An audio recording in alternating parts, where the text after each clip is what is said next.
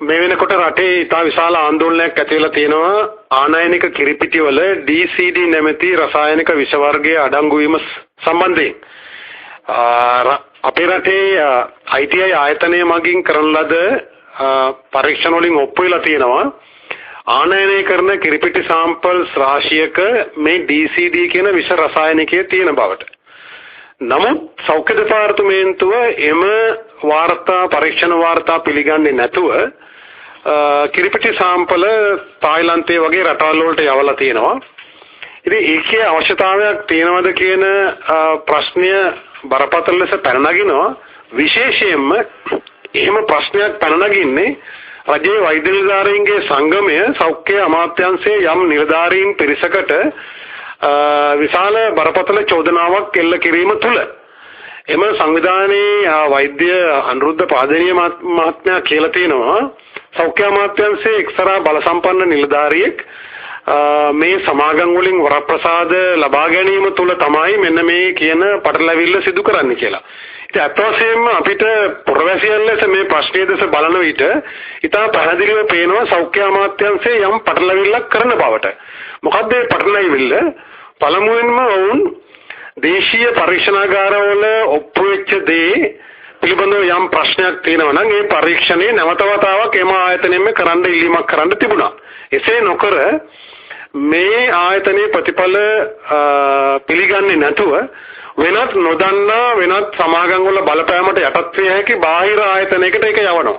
ඒක එක්තරා ආකාරයකට මේක කල් අදින්න කරන දෙයක් කියලා චෝදනා කරන්න පුළුවන්කම තියෙනවා. දෙවෙනි කාරණේ මේ DCD කියන විෂ රසායනික ප්‍රශ්නේ මතුවලා තියෙද්දි වෙනත් ප්‍රශ්නයක් මතු කරලා ගන්නවා. මොකද්ද? අධි ප්‍රෝටීන සහිත ලදරු කිරිපිටි වල බැක්ටීරියාවක් සම්බන්ධයෙන්.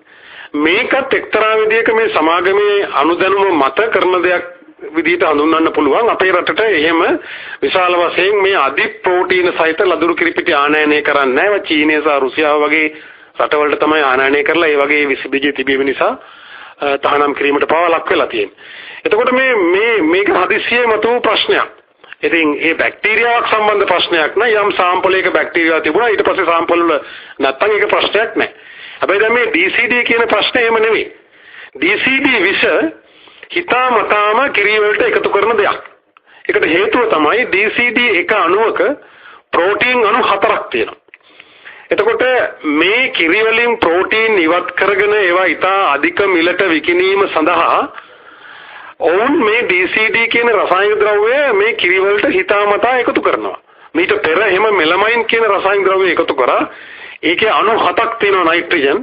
එතකොට නයිට්‍රජන් අණු 7ක් තියෙන දෙයක් එකට දාපුවම ප්‍රෝටීන් අණු 7ක් ඉවත් කරගන්න අවස්ථාව හම්බ වෙනවා. එතකොට මේකෙත් මේ DCD කියන රසායනයේ නයිට්‍රජන් අණු 4ක් තිබෙන බැවින් ප්‍රෝටීන් අණු 4ක් කිරි වලින් ඉවත් කරගෙන වැඩි මිලට විකුණලා මෙන්න මේ විදිහට වෙළඳ පොලේ යම් කපටි ක්‍රියාවක් කරන්න ඉඩ ප්‍රස්තාව ලැබෙනවා. එතකොට මෙතනදී තවත් බරපතල කාරණයක් තියෙනවා.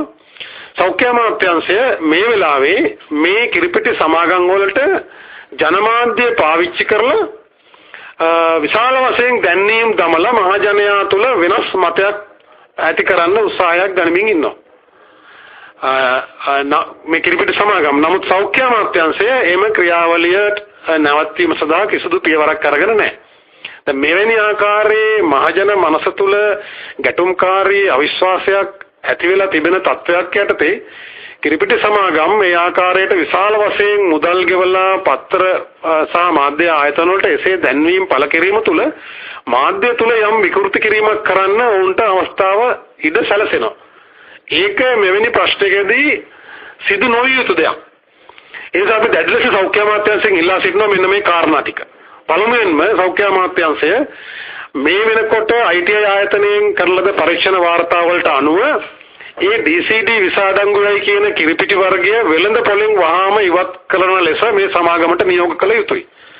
ඊළඟට අලුතෙන් ආනයනය කරන තොග සම්බන්ධයෙන් උත් එවැනි පරීක්ෂණ කරලා ඒ තොග වල විස බීජ මේ කියන විස වර්ගයේ තිබුණොත් ඒවා නැවත අපනයනය කරන්න කටයුතු කළ යුතුයි. තුන්වනුව මේ කිරිපිටි සමාගම් වලට මේ අධික ලෙස දැන්වීම සඳහා මුදල් වැය කරලා වක්‍රම මාධ්‍ය ආයතන වලට බලපෑම් කරලා මහජන මතය යටපත් කරන්න මහජනයාගේ සැක සංකා දුරු කරන්න තියෙන අවස්ථාව නැති කරන්න ඉඩ දෙන්න එපා. ඒක නීති විරෝධී, සදාචාර විරෝධී.